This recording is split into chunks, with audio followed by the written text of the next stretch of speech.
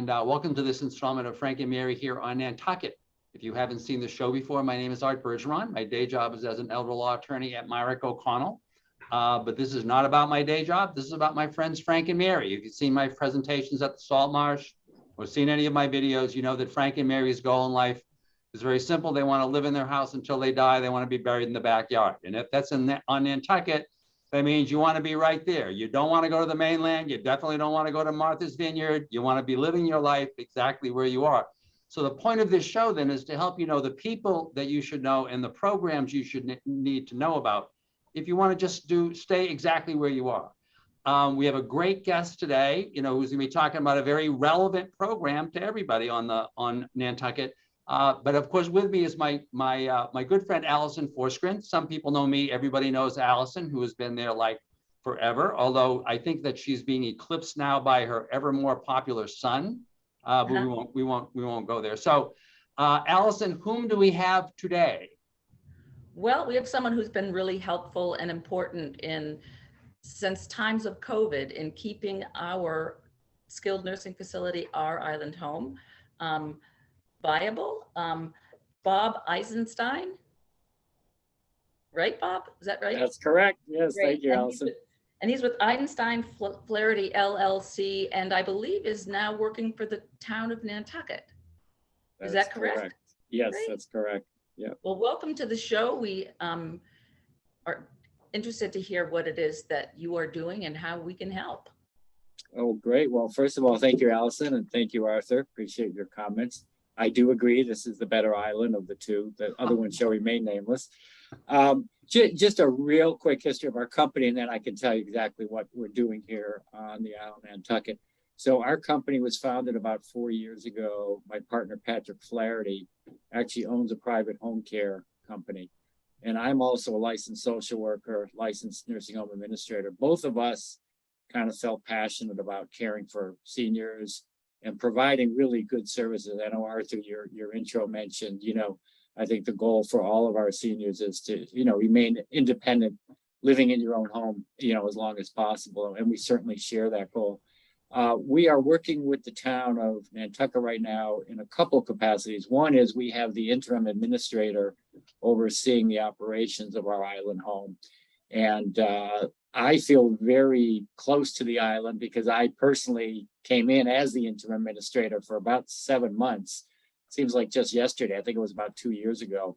And that's just kind of the way that we operate as a company. We're all in the weeds operators as owners. And so what we're doing right now is helping to manage the day-to-day operations of the nursing home. And as you mentioned, Alison, I first and foremost have to give a great shout out to all of the staff that have been working, in the boots on the ground, if you will, for, the last 3 years with COVID. Imagine, if you will, we had masks on right now, but basically you're in masks all day, every day. And as you know, I think the entire island, frankly, and our island home needs to take pride in the wonderful response to minimizing the horror that we saw in this pandemic. We had literally no deaths that to speak of. There may have been someone that passed away for natural causes, but very few infections. Unfortunately, we do still see infections popping up every once in a while. So for the nursing home, unlike the rest of the community, we still right now today have to take major precautions in terms of wearing, protective personal equipment and really making sure that visitors are coming in are screened and things like that. So I wanted to, we do other things as well, but our main function right now is to help manage the nursing home with our team of experts that really have been experienced in managing nursing homes.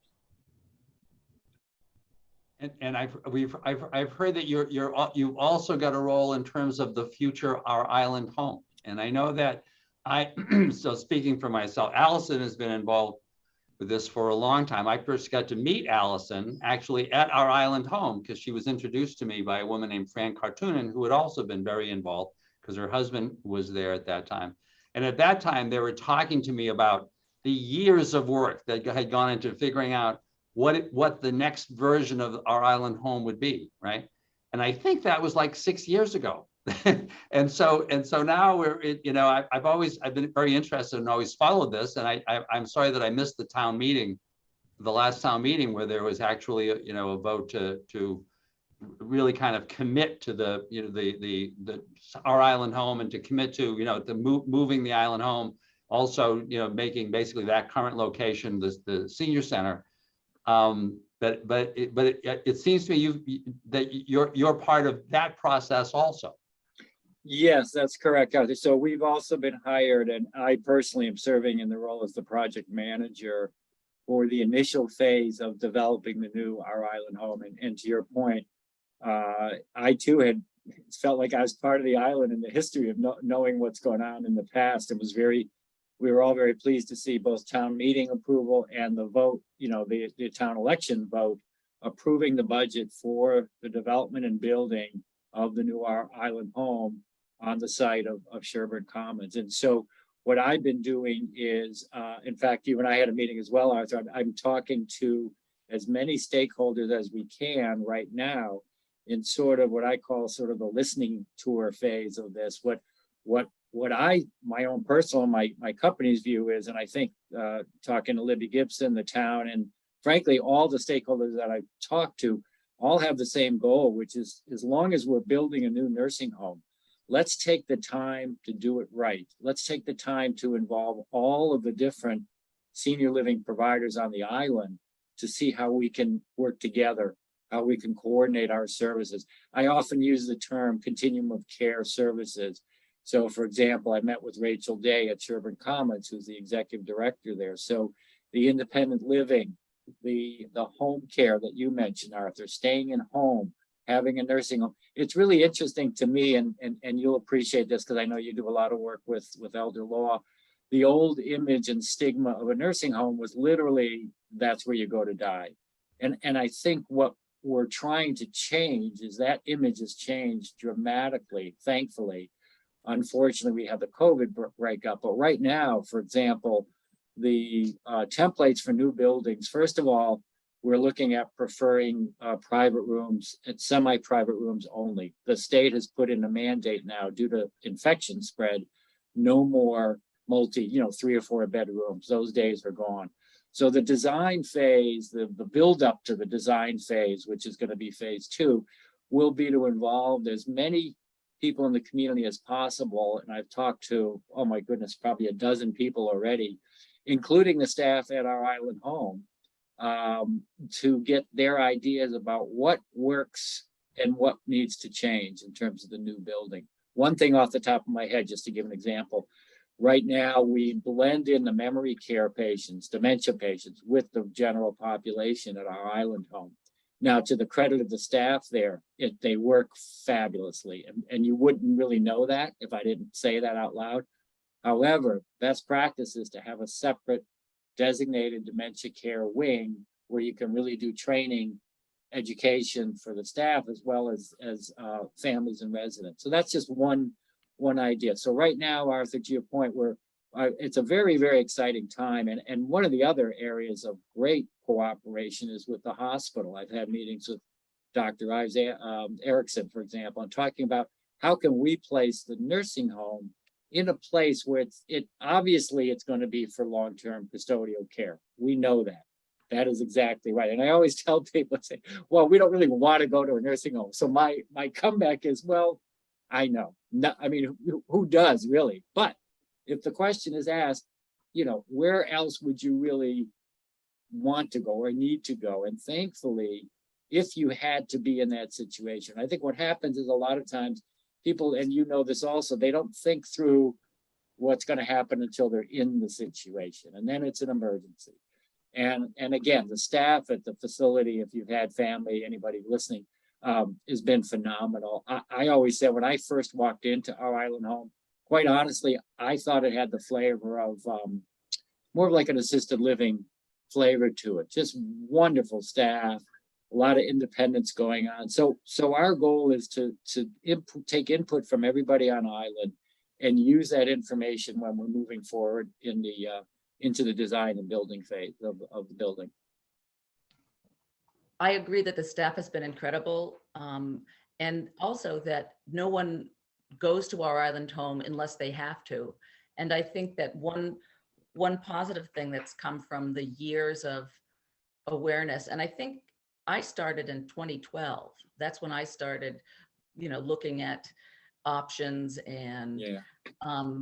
becoming fluent in what was going on and what was possible. So, Because you went through it, Allison, right? You had a parent who spent some time at our island home, right? Or two. actually, my dad was there as a resident, and my mother did rehab there. So she chose to go to rehab there instead of any place else, and it worked, wonderfully. And I think that's an aspect that people don't consider, or more people are considering as a place to transition from a hospital to home. So I think there are a lot of new avenues that a new our island home can take on, or have as additions to their programming now.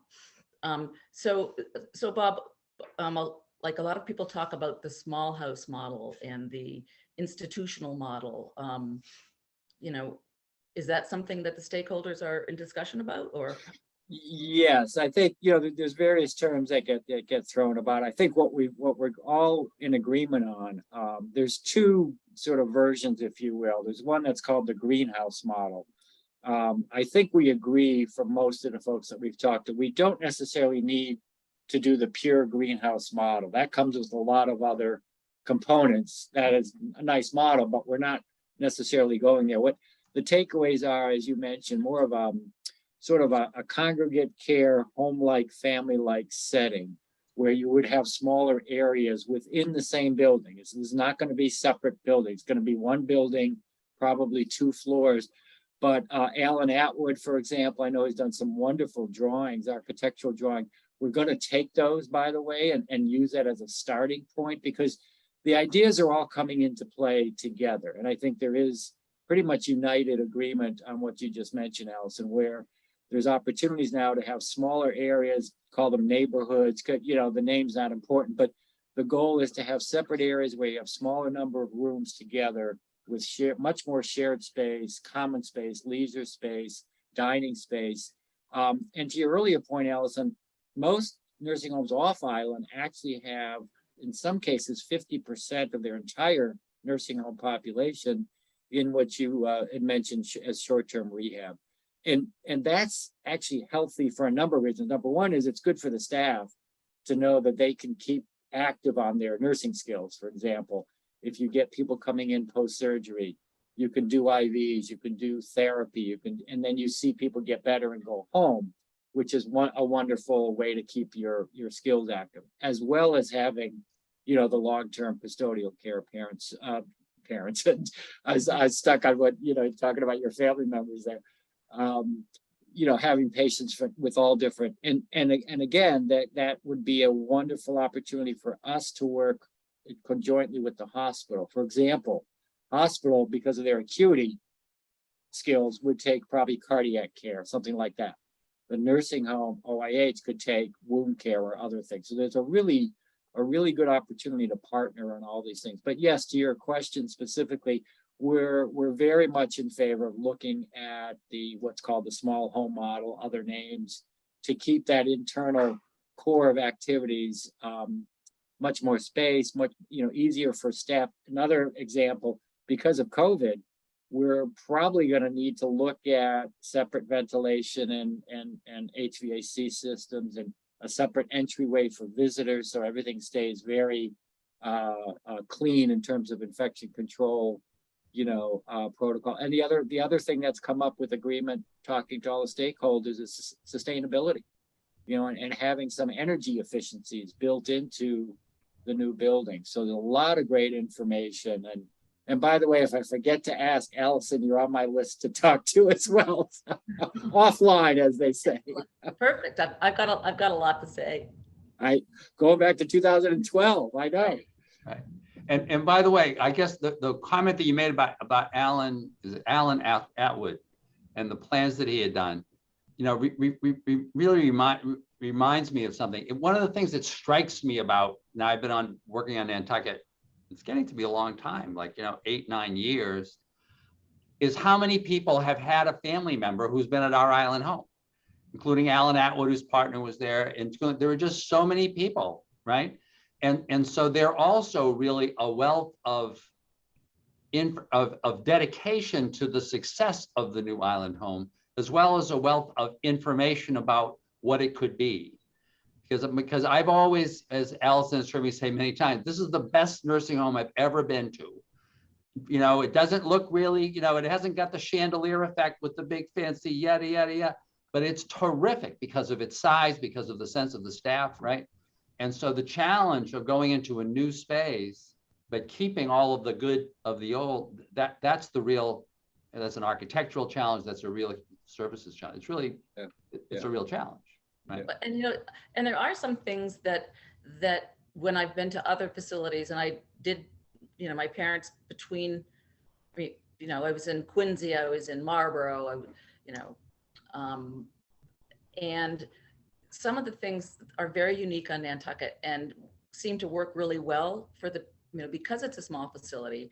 Like, you know, I think that the common dining, I mean, is, you know, is something that people look forward to doing. And some of the small house models have, you know, separate kitchens and they don't all dine together. But, you know, even the patients with dementia, you know, it seems like the other residents acknowledge that and are really helpful. And that's one thing that I would hate to see disband, because it seems to work for everybody. Now, another question about working with the hospital and rehab. I know that the state, first of all, being the only municipally owned nursing home in the state means we have to sort of make it up as we go, because, you know, we have 45 beds and that will never change. But those are residential beds, like the short-term swing beds would be in addition to that. Is that what the thought is, or? I mean, there's two separate licenses. The hospital has a license for their swing beds. We have a separate license for the 45 nursing home licensed beds, but they're equivalent in terms of the level of care that you can care for within those settings. It's just an opportunity. You know, as I talked to Dr. Erickson, for example, you know, there's all kinds of needs that they have, particularly when they're full. I'll give you an example. What many nursing homes do off island is they work out partnerships with the hospitals to be available on that Friday afternoon when the hospital gets swamped and and they need to discharge somebody like immediately, but they can't go home and they need a nursing home bed. So those are the types of relationships that I think they've been there informally, but I think there's a lot more we can do to make that a real tight. The other thing that we talked about is that the devil's in the detail of the teams really getting to know each other. So what we plan to do is have our clinical team, our director of nurses, our social worker, meet with the hospital's case management department and really talk amongst themselves about, you know, what do they need that we can provide, and vice versa. Another quick example, you know, on our side in the nursing home industry, you want to minimize what we call unnecessary readmissions back to the hospital. So one also kind of down the road goal for all of us would be to have a much tighter medical supervision for the nursing home, possibly maybe a nurse practitioner, so if someone's really being ill in the nursing home, you don't necessarily just have to send them out, which is frankly, right, kind of what we have to do right now because we don't have resources. But there's ways to look at that down the road where we really form a very strong partnership. And I think to your point, Alison, you know, sharing services and making it formal so everybody knows. Imagine someone calling from off island who doesn't really know our capabilities. They're not going to know because there's only, you know, there's the hospital and then there's us. So it would be really, there's also opportunity there and what I talk to the hospital about is it's what I call a win-win for everybody.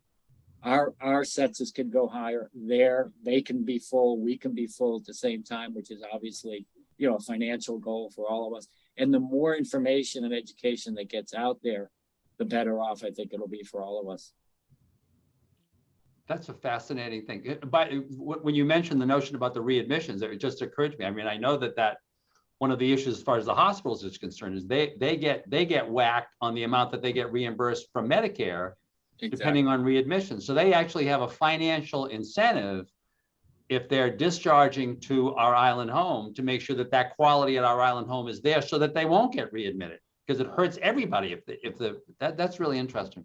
That's really interesting. Yeah. I mean, for example, we are sharing rehab staff just because we have that need. So we've started those relationships. So the physical therapy staff from the hospital, in fact, are helping to provide therapy at our island home. And so those are the kinds of relationship. I mean, there's all kinds of possibilities. Nursing staff. I mean, there's things that can just, as the more you talk about it, the more you're like, wow, great possible, all positive, by the way. And just to point out, I think you both mentioned earlier, the opportunities on Nantucket for someone like myself, who just is looking at this as it's just such a positive opportunity. It's almost like having a small little pilot program.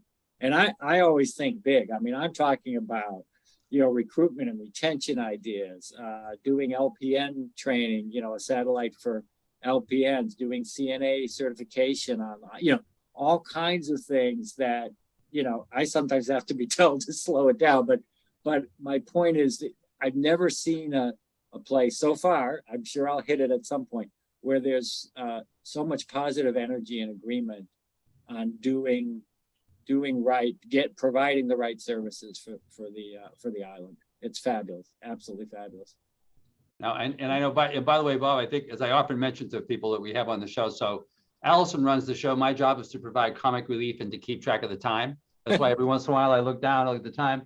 And this has been like a really great conversation. But as a result of that, I would say we have a few more minutes. So Alison, what do you think? Other questions? And then I had kind of one more, but what do you think?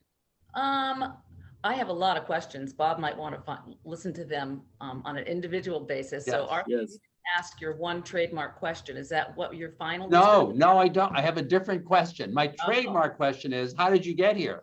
But now we know how he got here. He's not here. He's an off islander, right? I'm going to substitute that with a different one, which is, you were talking about the fact what fascinates me about both of the islands is because of their very high visibility, they are the natural pilots, because like the New York Times is there every summer, all the reporters are there, NBC is, they're just there, right? But can you talk about, how you see the skill, the island home as it relates certainly to the hospital, but how it relates to kind of the rest of the community in terms of my people keeping everybody at home? How can they help? They're certainly going to help for people who can't be at home. How can they help for those who can be at home? Well, first of all, I think one of the main coordinated, if you will, efforts that we want to do is working closely with the Saltmarsh Senior Center. And so we've already talked about that sort of in a preliminary fashion, since they're both going to be developing at roughly the same time. Just in terms of the input, advice, education that we can provide, sort of what I call kind of reverse engineering, what causes people to come into a nursing home, and back that up and really look at how can we help with planning for what I refer to as the continuum of care. And we'd be very happy to do that. I mean, ultimately, it's sort of a self-fulfilling, self-driving process where people come into a nursing home. But so how can we help provide whatever services, education, training, becoming a training resource center, for example? I'm just throwing out ideas to assist all the senior service providers on the island, home care agencies, the senior center. There's a whole new thing underfoot now called lifelong learning, for example, where you start to also offer, university level courses for seniors and try to inject a little more energy into senior services on the entire island. So I think just by looking at our role as part of one piece of the puzzle and how we can affect a smooth transition along that continuum, we can also, lend some help to everybody at home becoming independent, even if there's possibly our nurses can be crossing over. I mean, there's all kinds of opportunities that we haven't even thought of. So I just think it's a great opportunity. The more information, the better. I've got one more. I'm a PASCON volunteer, palliative and supportive care on Nantucket. And I just heard a story of a friend whose mother, was elderly, couldn't, was ready to die. And she went to the most beautiful hospice bed in a small program where it was so different than what I've seen happen at the hospital and the island home when it comes to end of life care. So, I mean, that's something that seems pretty natural to me to perhaps be included in the design process, is maybe a dedicated space for end of life care. So, Pascon is under the hospital's wing. I don't know whether they're involved in any of your talks, but that would be something that could be a great option for Nantucket. I mean, just the answer is yes and yes, because it is something, actually, it's on a list of things that I submitted an update report to Libby, and actually one of the bullets on there, I can't remember who mentioned it, but your name was brought up also, Alison, is I'm a strong advocate. There's no reason we can't designate one, possibly two end of life suites, have rooms designed as I'm, just like what you said, taking the best practices, namaste, and just everything from music and smells and all that, and having space for family to stay, all that. Yeah, 100%. Yeah. So we definitely going to have to talk offline. I think Bob's going to be spending a lot of time talking offline to a lot of people on Nantucket. Yeah. But I think we can, Alison, we can tell this guy's really interested. This is a really wonderful thing. This is just a really so Alison had suggested you as a guest, but this has been a terrific. We really appreciate you being willing to take the time. And we know you're located you're in Plymouth. Plymouth, yeah. You'll be coming regularly. Alison is actually located right now in Arizona. Am I right?